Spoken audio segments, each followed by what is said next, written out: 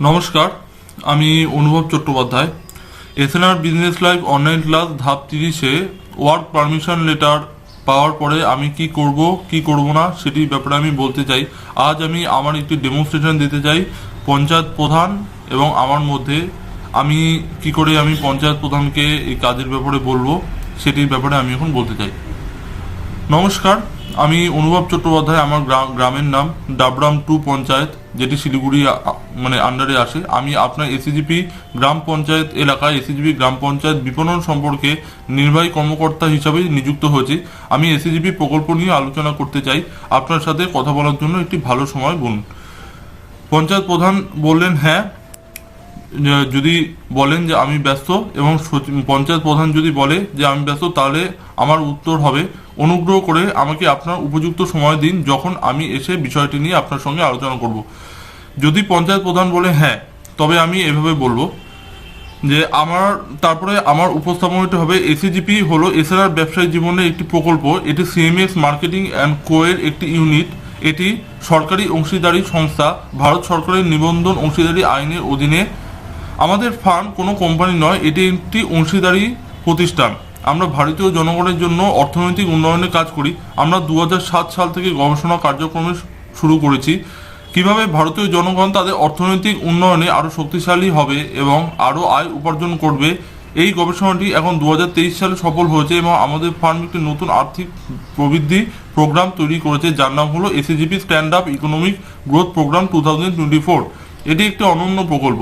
এই প্রকল্পের মাধ্যমে ভারতের প্রতিটি মানুষ তাদের অর্থনৈতিক প্রবৃদ্ধি বাড়াবে এবং রাজ্য এবং কেন্দ্রীয় সরকারের এসিজিপি প্রকল্প থেকে উপকৃত হবে। এই প্রকল্পের অধীনে আমাদের ফার্ম অনেক অর্থনৈতিক প্রবৃদ্ধি দেবে এবং সুবিধাভোগী তহবিল তৈরি করেছে। এই তহবিলটি ভারতের সমস্ত জনগণ এবং সরকারের জন্য আর্থিকভাবে বৃদ্ধি পেতে সহায়ক। এই সুবিধাভোগী তহবিলের নাম হলো এসিজিপি সদস্যের সুবিধাভোগী তহবিল। প্রত্যেক ভারতীয়ের জন্য এই এসিজিপি তহবিলটি প্রতি 14 মাস পর এসিজিপি সদস্যের 15 লাখ টাকার বেশি উপার্জন দেবে। 2 নম্বরটি হলো এসিজিপি উপদেষ্টা এজেন্ট সুবিধাভোগী তহবিল। এই তহবিলটি বেকার যুবকদের পুরুষ এবং মহিলা উভয় পূরণ করতে সহায়তা করে এবং এসিজিপি উপদেষ্টা এজেন্টের কাজের অধীনে প্রতিটি বেকার যুবক প্রতি মাসে 45,000 টাকার বেশি আয় করবে। এসিজিপি গ্রাম পঞ্চায়েত অফিস সুবিধাভোগী তহবিল 3 নম্বর। এই তহবিলটি গ্রাম পঞ্চায়েত অফিসের কর্মীদেরও উপকৃত করবে। তহবিলের অধীনে প্রতিটি গ্রাম পঞ্চায়েত স্টাফ 14 মাসের মধ্যে 10 লক্ষের বেশি উপার্জন করবে। 4 নম্বর এসিজিপি প্রধান অথবা উপপ্রধান সুবিধাভোগী তহবিল। এই তহবিলটি প্রতিটি গ্রাম পঞ্চায়েত প্রধান সরপঞ্চ হতে থাকবে।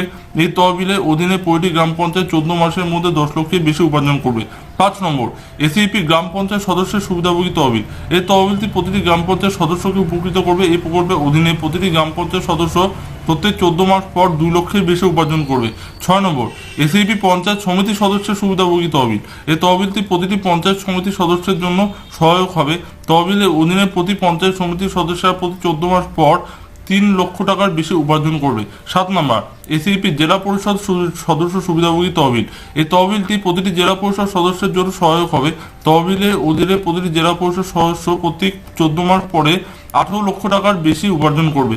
8 নম্বর এসিপি এমএলএ সুবিধাভোগী তহবিল। এই তহবিলটি প্রত্যেক বিধায়ককে তাদের কাজে উন্নয়নের সহায়তা করবে। তহবিলের অধীনে প্রতিটি বিধায়ক প্রতি 14 মাস পরে 50 লক্ষ টাকার বেশি উপার্জন করবে। 9 নম্বর এসিবি এমপি সুবিধাভোগী তহবিল। এই তহবিলটি প্রত্যেক এমপির জন্য তাদের সামাজিক উন্নয়নের সহায়ক হবে। এই তহবিলটি অধীনে প্রত্যেক সদস্য সাংসদ প্রতি 14 মাস পর 1 কোটি টাকার বেশি আয় করবে। 10 নম্বর এসিবি পঞ্চায়েত সমিতির সুবিধাভোগী তহবিল। এই তহবিলটি প্রতিটি পঞ্চায়েত সমিতি সভাপতির জন্য সহায়ক। এই তহবিলের অধীনে প্রতিটি পঞ্চায়েত সমিতির সভাপতি প্রতি 14 মাস পরে তাদের সামাজিক উন্নয়নের জন্য 50 লক্ষ টাকার বেশি আয় করবে। 11 নম্বর এসিপি ব্লক অফিস সুবিধাভোগী তহবিল। এই তহবিলটি প্রতিটি ব্লক অফিসের কর্মীদের জন্য সহায়ক হবে। তহবিলের অধীনে প্রতিটি ব্লকের কর্মীরা প্রতি 14 মাস পর 50 লক্ষ টাকার বেশি উপার্জন করবে। 12 নম্বর এসিপি জেলা অফিস সুবিধাভোগী তহবিল। এই তহবিলটি প্রতিটি জেলা পর্যায়ের অফিসের কর্মীদের জন্য সহায়ক। এই তহবিলের অধীনে প্রত্যেকটি জেলা অফিসের কর্মীরা প্রতি 14 মাস পর 7 লক্ষ টাকার বেশি আয় করবে।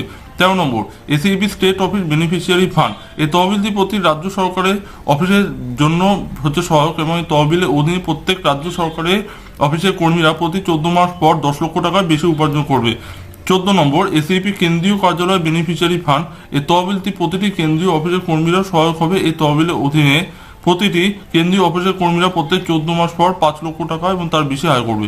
তাই এসইপি প্রকল্পটি দেখুন, প্রতি 14 মাস পর সকল তহবিল সদস্যরা উপকৃত হবে, কারণ এসইপি সদস্যের সুবিধাভোগী তহবিল প্রতিটি এসইপি সদস্য প্রত্যেক 14 মাস পর 15 লক্ষ টাকার বেশি আয় করবে। তো এসইপি উপদেষ্টা এজেন্ট সুবিধাভোগী তহবিল থেকে প্রত্যেক 14 মাস পর আরও 8 লক্ষ টাকা, অর্থাৎ আপনার পঞ্চায়েত অফিসে এসইপি উপদেষ্টা এজেন্ট প্রত্যেক স্টাফ এসইপি গ্রাম পঞ্চায়েত সুবিধাভোগী তহবিল থেকে প্রত্যেক 14 মাস পরে 10 লক্ষ টাকার বেশি আয় করবে। তাই দয়া করে আমাকে সমর্থন করুন যাতে আমি এই গ্রাম পঞ্চায়েত এলাকায় কাজ করতে পারি।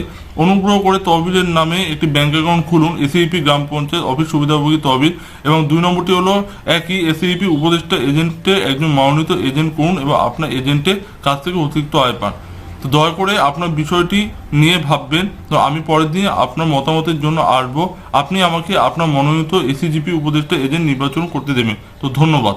এইভাবে এসইজিপি উপদেষ্টা এজেন্ট তহবিল নিয়ে আলোচনা করুন এবং উপকৃত হবেন। এইভাবে আপনার সুবিধাভোগী অনুসারে প্রত্যেক এসইজিপি সুবিধাভোগী তহবিলে মিটিং সম্পর্কে আমি আলোচনা করব। ধন্যবাদ।